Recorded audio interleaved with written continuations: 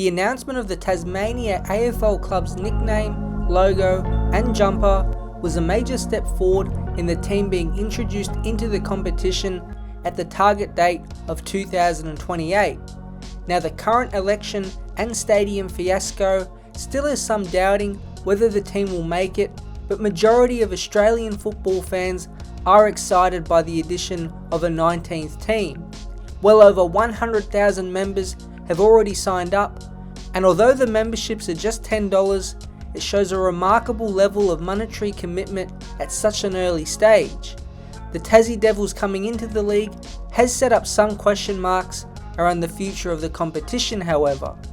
An odd number of teams will cause some fixture issues, which we have not dealt with in over a decade, and the obvious target to create a 20th AFL club and the difficulties around that. But looking forward to 2028, let's see how we can overcome the odd number of clubs first. We go back to 2011 and the first AFL season for the Gold Coast Suns. It left the competition with 17 clubs. Now this does get a bit complicated. 24 rounds were in 2011, the same as there is right now. 19 of those rounds had one club with a bye, while the other 5 had 3 clubs sit out. A similar type of strategy is probably what will be adopted in 2028. By this time, surely each team will have 2 byes, as it's the only feasible way to spread out the fixture. Now in 2011, they needed 24 rounds to play 22 games, and as of right now with Gather Round, the teams play 23 matches. It probably means the home and away season will be at least 25 or 26 weeks long. Now that is lengthy and could be a complication. Gather Round may be reinvented, as one side will have to miss out. This means a negative impact in a financial aspect for one club and a general sense of missing out on a big part of the recent fixture. It feels like generally people have ignored the reality of a weekly bye coming back and its impact. Is it a massive deal? No, but it isn't something to be totally dismissive of. Hopefully it doesn't stick around too long. For that, we would need another team, so out of the realistic options, which state or city could become home to team number 20? We'll start off in the Northern Territory. An AFL club here would represent every state and territory if you count the GWS Giants and their secondary home in Canberra. There is no competition professionally from other sporting codes, which means there would be plenty of room to grow. But that's just about it for the pros. The population of 250,000 is low, and Darwin has half the people Geelong do. It's hard to make a financial case for the Northern Territory. The membership base would be low, and that means commercial opportunities would be the lowest in the AFL. Operating costs early would be heavily funded by the AFL and the government, as an AFL NT report completed in 2021 found the team would run at a yearly loss of $15 million. The weather might give the side a big home ground advantage, but would it attract players to come, and most importantly, keep players from leaving? In an ideal world, the NT is perfect, but there are too many holes to make a legitimate case. One rumoured club that wanted to make a bid was in South Australia. Norwood is only behind Port Adelaide for SANFL premierships with 31 of their own. Focusing on a broad South Australia team, it seems unlikely. Adelaide would be heavily against it, and overall the AFL will not be spreading the sport to a new area. The showdown would be diluted in its importance, and the third random SA team just doesn't make a lot of sense. Norwood has some chance. They have a historic rivalry with Port Adelaide and a stadium with a capacity of 15,000, so it's not like the club would be starting from scratch. Adelaide Oval could support them if upgrades are chosen to be worked on for their stadium. Rumours have been spread about a possible bid too.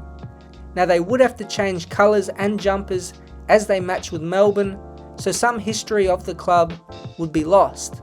It's still unlikely, but not the worst idea for a 20th team. But 2 possible locations stand out as the best by far. A third team in Western Australia would fit in nicely. The population as of September 2022 is 2.8 million and is only increasing in a very wealthy state. The two clubs in West Coast and Fremantle prove the football passion the state has, with the Eagles over 100,000 members and Fremantle well over 50,000. Looking at Perth, two locations make sense for another club's base. Joondalup up north and Mandurah down south are further enough away from the other two clubs to let another one develop. There is also a logistical element to another WA team that is important. It would help sort out where to place the 10th fixture that would come in with 20 teams. We can easily fit in another Friday night game at 8:10 Australian Eastern Standard Time. It would start late afternoon in Perth and be fantastic for double headers. It just makes so much sense. For Victorian teams as well, it forces more interstate travel across the country, balancing out airtime for all the AFL teams. Joondalup seems to be keen on the idea, as in 2023, Mayor of the city Albert Jacob said, if there's to be a 20th licence, WA makes a lot of sense, and if there's a third team in WA, it should be in the Northern Corridor and based at Joondalup, he said.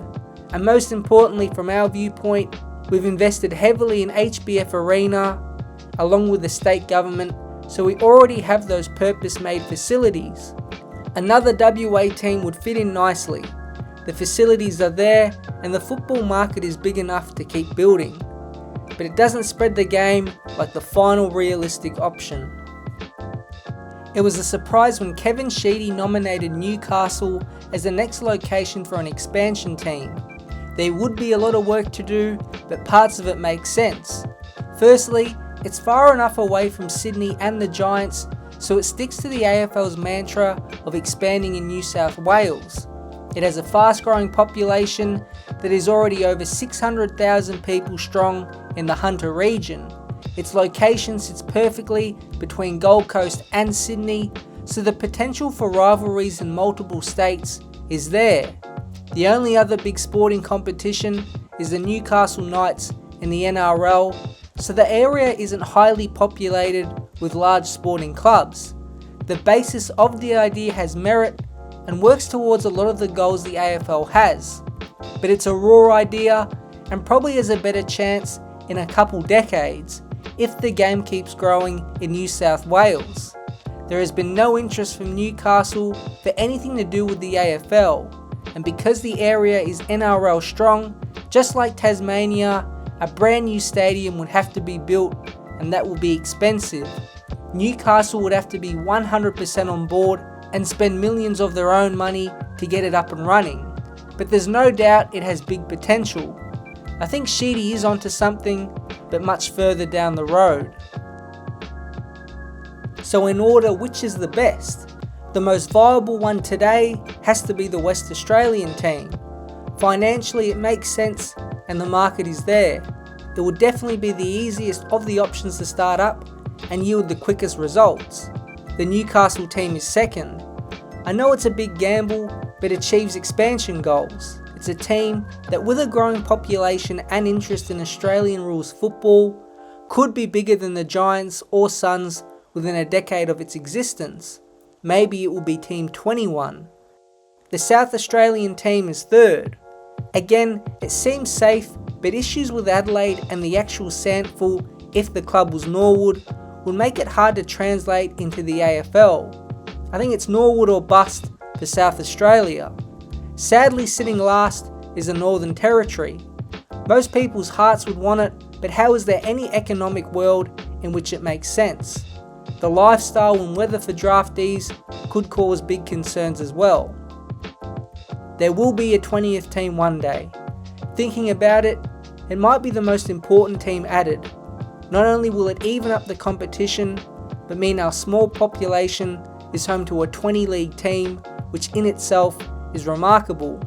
It will either be set in a traditional football landscape or build up in more expansive territory. Team 20 will be fascinating.